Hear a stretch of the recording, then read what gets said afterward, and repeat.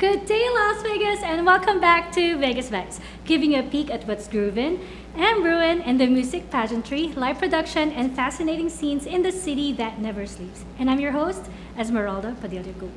I would like to thank the avid viewers of Vegas Vibes on Vegas Live TV, ACTV, WCE TV, and BingeNetworks.tv, especially those watching on my favorite devices, Roku, Kodi, Amazon Fire TV, Samsung, and LG Smart TVs, the recently added Pizzazz.tv, and of course, in my very own website, VegasVibes.us. Please continue to support my show as well as my Vegas Vibes network by telling your friends to like Vegas Vibes on Facebook, YouTube, and Instagram.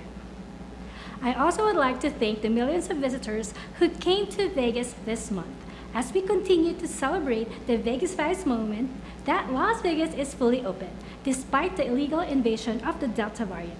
I hope more people will be responsible in dealing with the extension of the pandemic, so we all will reap the benefits of a safer and peaceful community. We hope to continue seeing familiar faces when we watch mega concerts and major sports events live and in person. When Vegas Vibes returns, I will venture into the other side of entertainment, which is food. As we all know, good food gets people entertained. So, we've invited the executive chef of Honey Salt, Chef Sterling Buckley. Let's check him out, so don't go away. Welcome back. Las Vegas remains to host the best and the biggest resorts in the globe, and some of the best entertainers in the world live right here in this great city. It's bursting in the scenes with creative juices, and those mega live productions can't forever be parked in the shade. So keep coming to Vegas. There's danger everywhere, even in your own closet. So keep coming, but be vigilant and careful all the time, even if you're fully vaccinated. When you see a particular show or live event you like, book it without delay as tickets will come and go super fast. You snooze, you lose, so be on the lookout always. In a few moments, I will be joined by Executive Chef Sterling Buckley of Honey Salt, located at Rampart Commons, owned and operated by restaurateurs Kim Cantinwala and Elizabeth Blau. Learn how Chef Sterling sings his way to the top of the food chain. My interview of Chef Sterling coming up next, so freeze that remote until Vegas Vibes returns.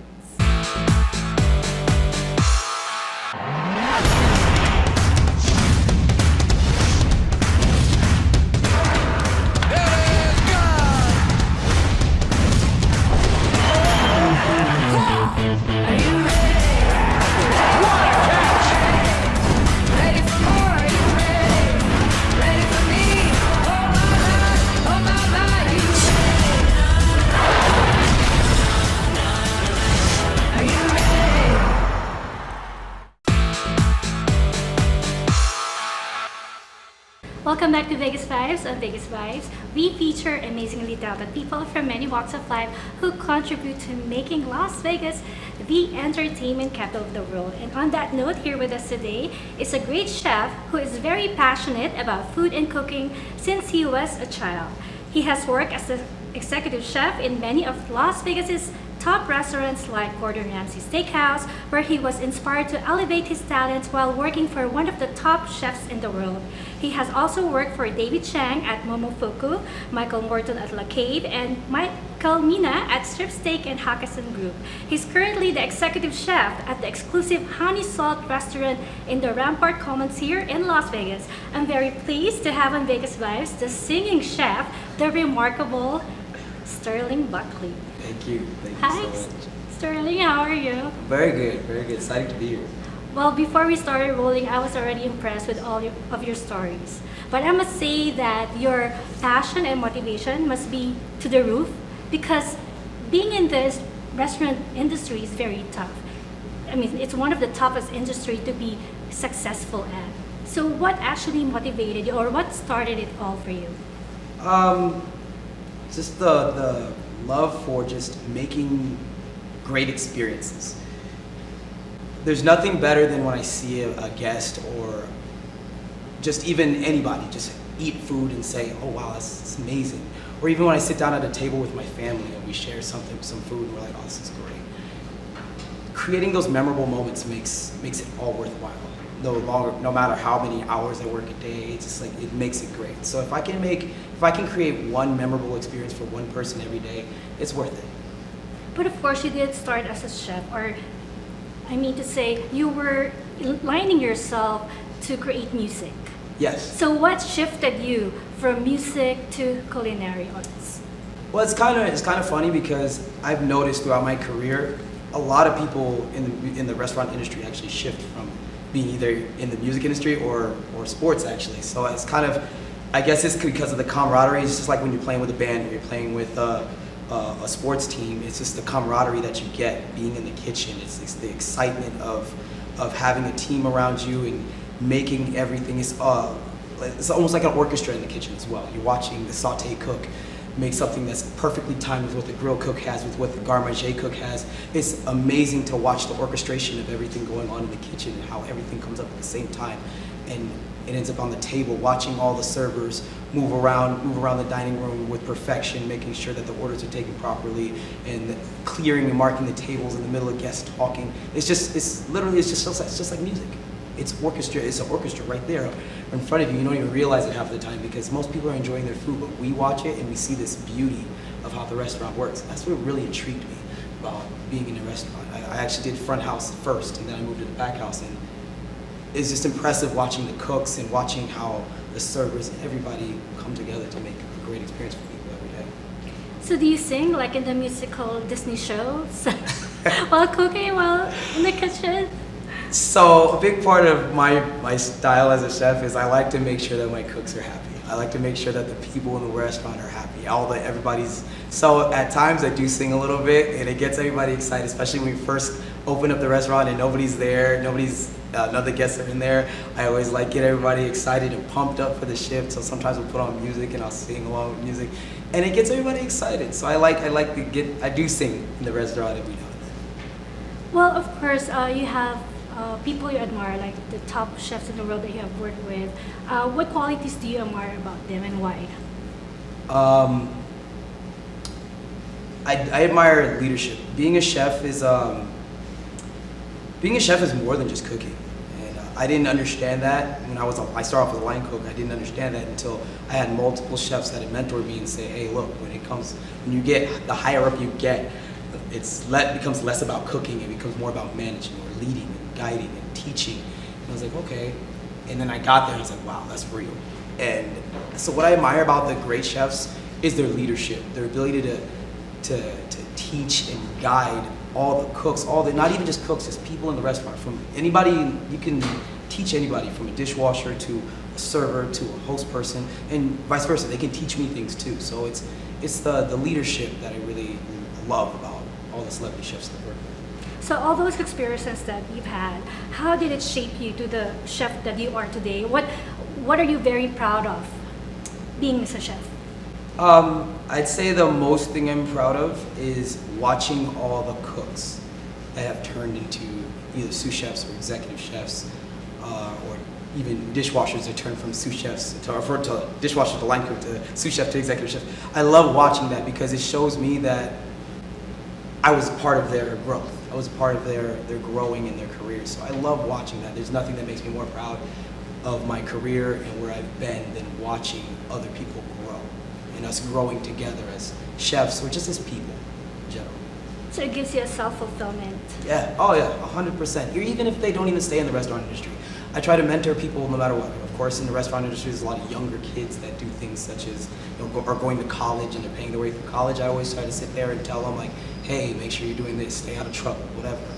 I like being that guy to be there to help them grow. I love watching people grow. I love watching people do well for themselves. You've mentioned that you went to school, Le Cordon Bleu College. Yes, I went to Le Cordon Bleu here in Vegas. Yes. How was that experience like? I'm sure it wasn't a smooth ride. You had a lot of challenges that you had to overcome. Well, when I was in culinary school, I actually was working. Aside from the tuition fee was very expensive, right? Yes, of course. But when I was in culinary school, I actually was working and going to culinary school, so it was like kind of a challenge. I remember I would pull up to culinary school and be asleep in the parking lot until like 30 minutes before school started. So yeah, it was a little bit of a challenge, but it was just, like I always look at it like that doesn't kill me, makes me stronger. Not to quote Kanye West or anything, but it's part of it's the journey, you know. It's the journey is it makes it that much more sweet when you get to your goal at the end, because you're like, wow, look what I had to do, look what I had to overcome, look at the what I put myself through. There's nothing that feels sweeter at the end of the day than that. So were you able to achieve that goal? I feel like I still have a long way to go. I still have a long way to go in my career, but I definitely feel like I've come a long way. From working from Gordon to being now at Honey Salt, working for David Chang, Michael Mina, Michael Morton. I mean, my first executive chef job, I was 27 years old at the Wynn Hotel, which was, that was a feat within itself. Being so young and being an executive chef in a very prestigious hotel, it's great. So I mean, that was the journey just keeps going now. And I still have goals. Of course, I want to own my own restaurant one day.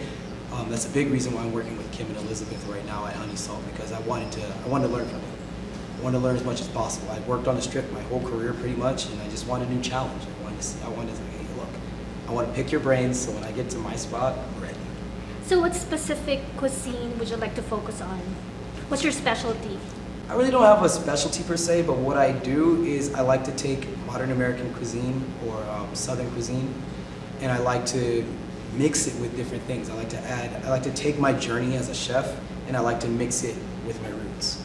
So I'll even use like Asian ingredients in a Southern dish, or I'll use like Middle Eastern ingredients in a Southern dish, just because it's like, that's my roots. That's what describes me. I'm different from everybody else, and I want to be different from everybody else.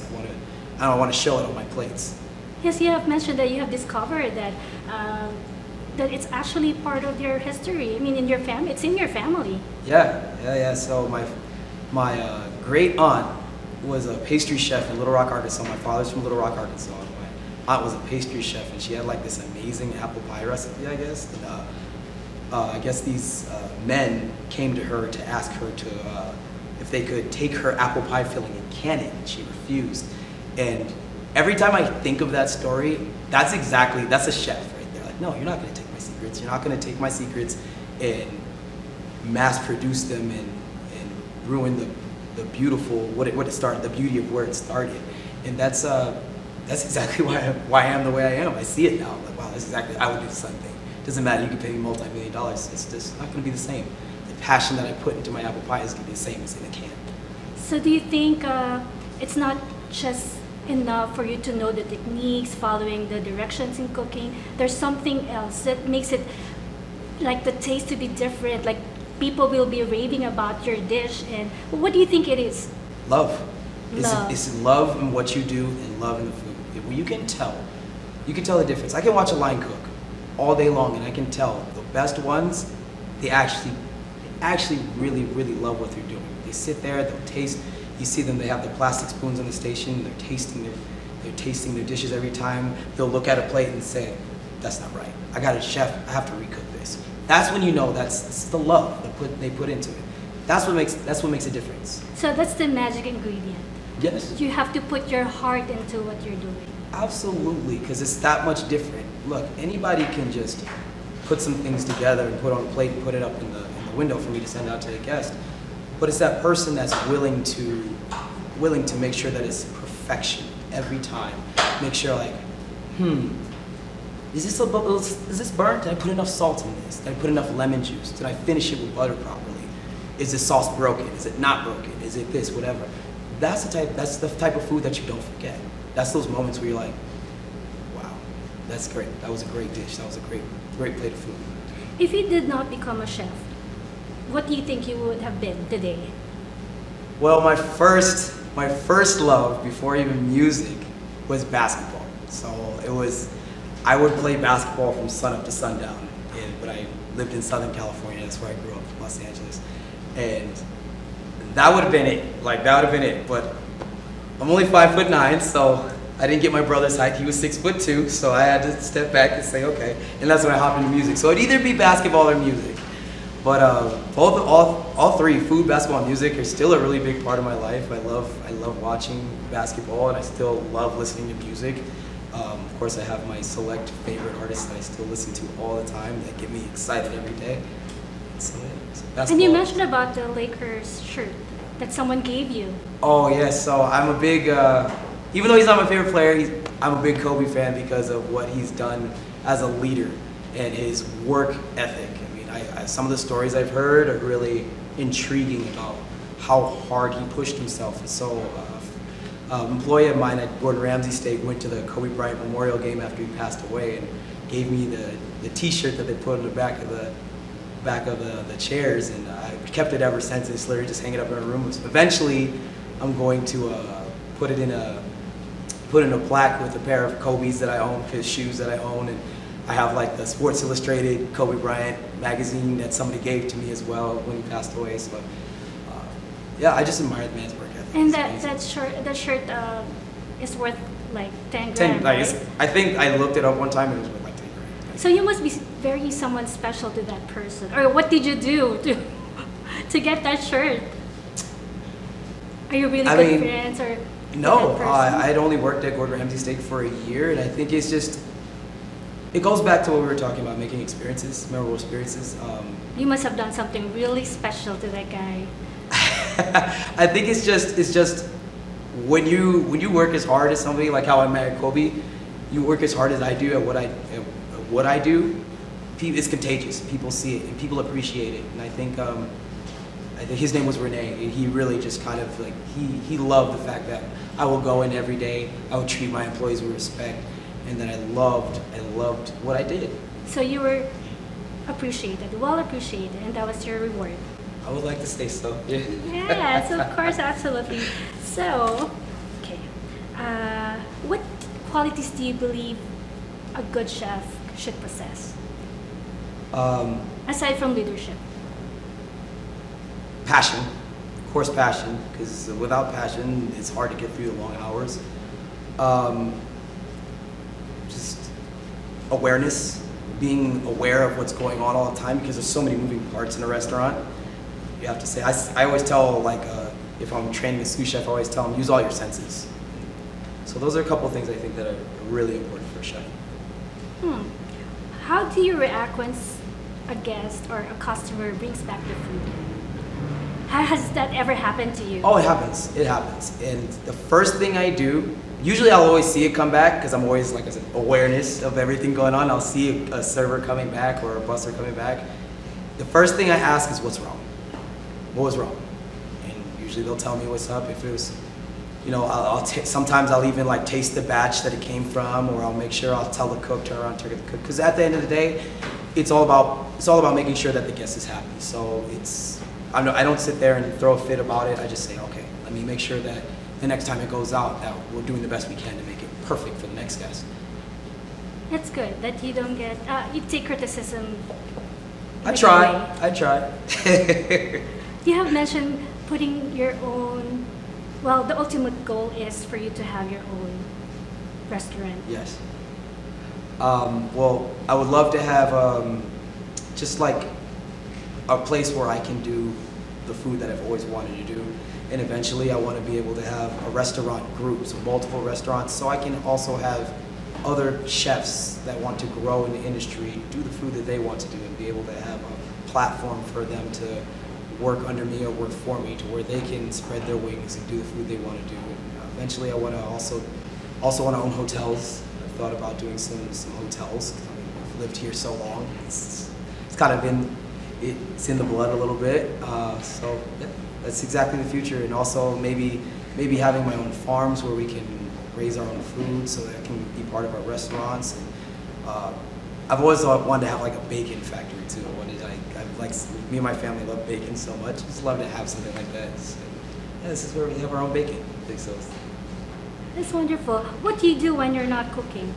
What do I do when I'm not cooking? With my family all the time.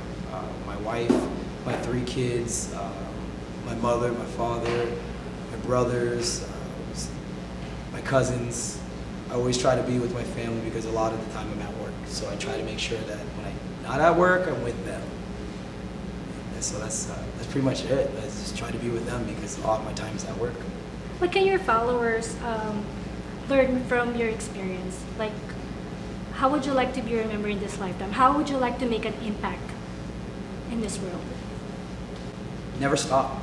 Never stop, no matter what's in front of you, no matter how hard it gets, no matter no matter how rough it gets around you, just to keep pushing forward. And I try to always having a smile while you're pushing forward. And I think that's a trait that I have that a lot of my peers and people that have worked with me and people around me see, is that no matter what's going on, the kitchen could be on fire. I still have a smile on my face and I'm laughing about it because I'm going to solve the problem. It's going to be fine. I'll put the fire out and everything will be fine. And that's it. Like learning how to be calm and not like, chefs tend to have this thing where they say like chefs yell at people, and that's not true anymore. You know, chefs have evolved into a different role now where we understand our employees, we try to understand our employees a lot more, the people that are working with us. How would you like people to see you now as a chef? Like how you mentioned evolved, you have evolved. I'd like people to see me now as a leader, as a mentor, as somebody that's willing to help other people grow no matter what they're doing in their lives. Like I said, even if you're not trying to stay in the restaurant industry, I still love to see people grow. I tell all of my employees that all the time. I want to see you succeed. I want to see, my job is to see you succeed. Sterling, please invite everyone. Where can they find you? At Honey Salt in Rampart Commons. Please come see me. I'm there all the time. It's a lot of fun. It's a great vibe. The restaurant has a great vibe. It's classic farm to table food that everybody enjoys. If there's anything that you would like to suggest to anyone who would like to be at your level, what would it be? Hard work and dedication. Just being able to sit there and just try your hardest every day, no matter what. Being able to overcome all the obstacles, because there's going to be a lot. This is a very tough industry. It's a lot of restaurants in the world. There's a lot of restaurants everywhere. It's just being able to just overcome, work as hard as you can. Well, I wouldn't be surprised if you will be one of the celebrity chefs in the world. And you're here in Las Vegas, so. Yeah, I hope that's the goal. That's the goal, is to be one of the big guys. Well, congratulations, and I wish you the best in your current and future endeavors. Thank you so much. Appreciate it. Well, catch me again next week as I feature another amazing personality here on Vegas Vibes.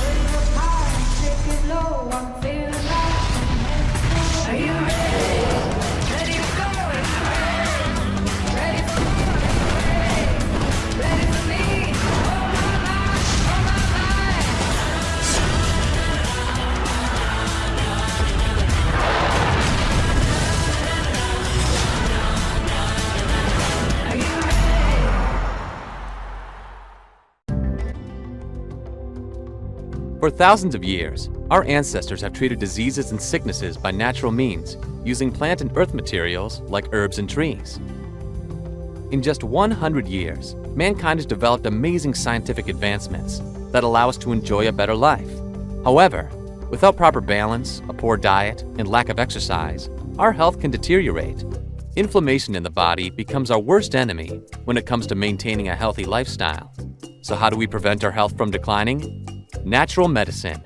A trusted name in the field of natural medicine is Herbax. For over 20 years, Herbax has been producing and distributing natural supplements. Herbax has developed unique patented formulas, duly FDA registered, that achieve optimal health results and help our body regenerate back to its normal functions. We invite you to look at Herbax to adopt new, healthier habits and live a natural lifestyle. Go to urbexusa.com now.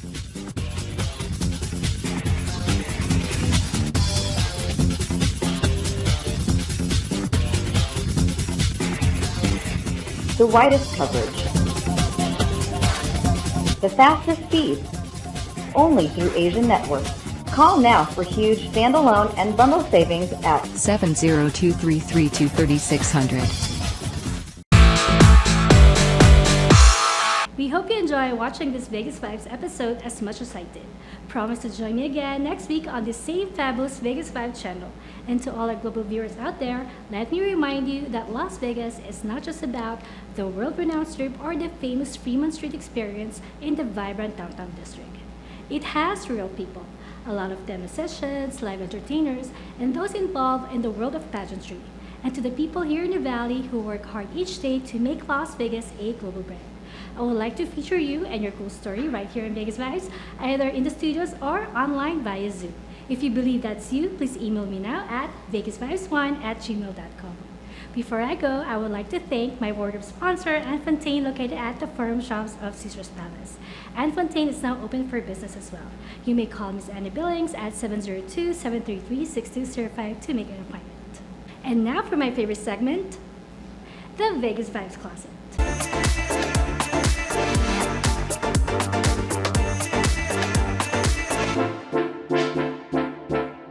Yes, it features an intricate selection of health and beauty products which I personally use. And this week, I have for you Slice of Paradise Palette by Ace Beauty. The Slice of Paradise Palette is part of the Ace Beauty Paradise collection.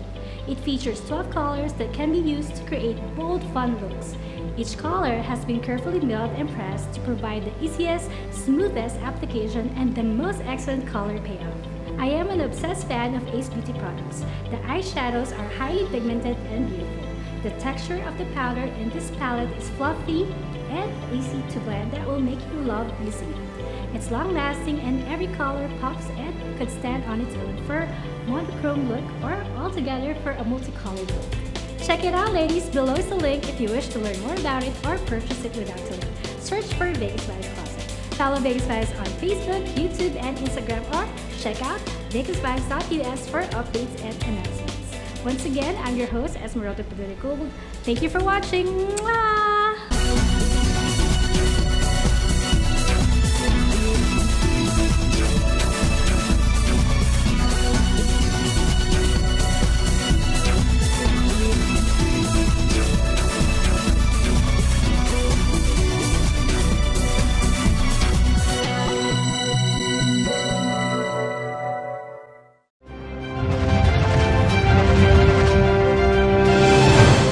This has been a presentation of VATV.